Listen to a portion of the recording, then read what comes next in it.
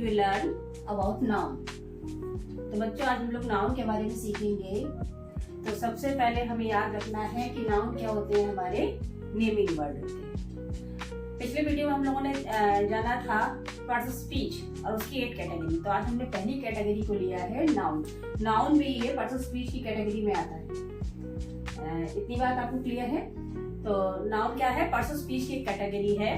तो आज हम जानेंगे कि नाउन क्या होते हैं। नाउन को हम नेमिंग वर्ड्स के रूप में भी जानते हैं। नेमिंग वर्ड्स मतलब जिस किसी भी चीज को हम अगर कोई नाम दे रहे हैं तो वो क्या हो गया, नेमिंग वर्ड हो गया। तो जिस किसी व्यक्ति को, वस्तु को, स्थान को या हमारा कोई भाव है उसको अगर हम कोई नाम दे पा रहे हैं तो वो नाउन होगा।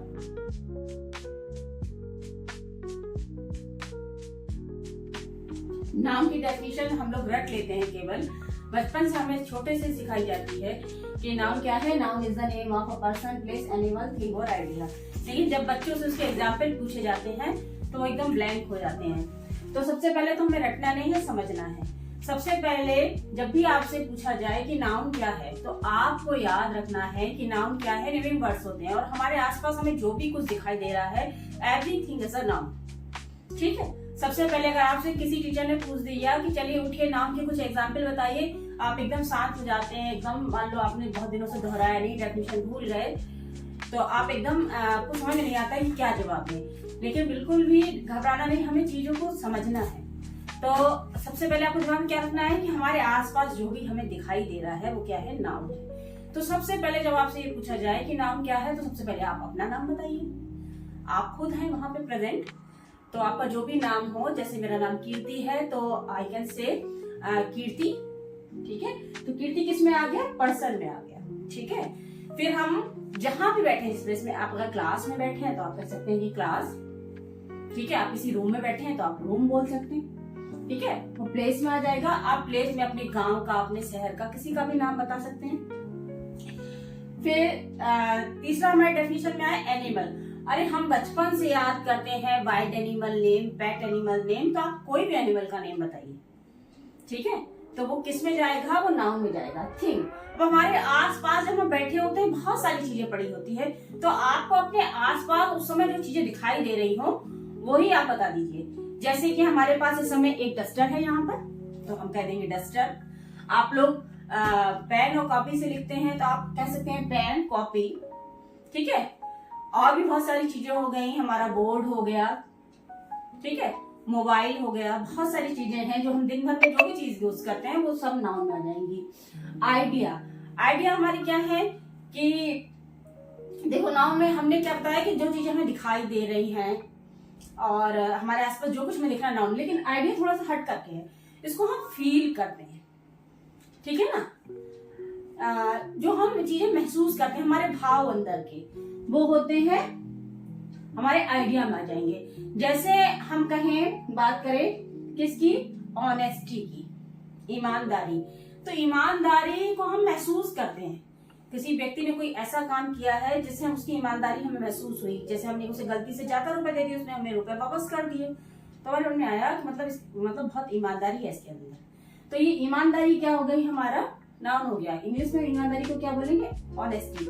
हमें बहुत खुशी हुई, अब हमें खुशी महसूस हो रही है। खुशी का कोई रूप नहीं है, हम अपनी फीलिंग से महसूस कर रहे हैं। तो दैट हैप्पीनेस क्या क्या कही जाएगी, हैप्पीनेस वर्ड नाउन में आ जाएगा। तो अब सबसे पहले तो हमें नाउन की डेफिनेशन याद करनी, हमें समझना भी है क्या है। Noun is the name of a person, place, animal, thing और आइडिया। इतनी बात क्लियर हुई।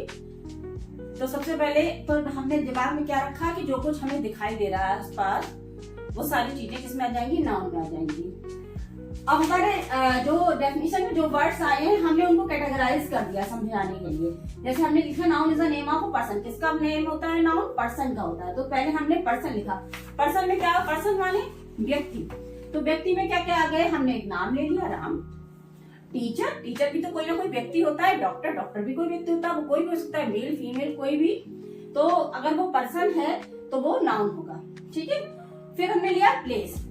अब प्लेस में कोई भी जगह का नाम, शहर का नाम, गांव का नाम, आपकी राजधानी का नाम, देश का नाम, सारी चीजें प्लेस में आ जाएंगी। जैसे हमने यहाँ पे लिया है दिल्ली लिया है, स्कूल लिया है, पार्क लिया है, भाई सब प्लेस है ना।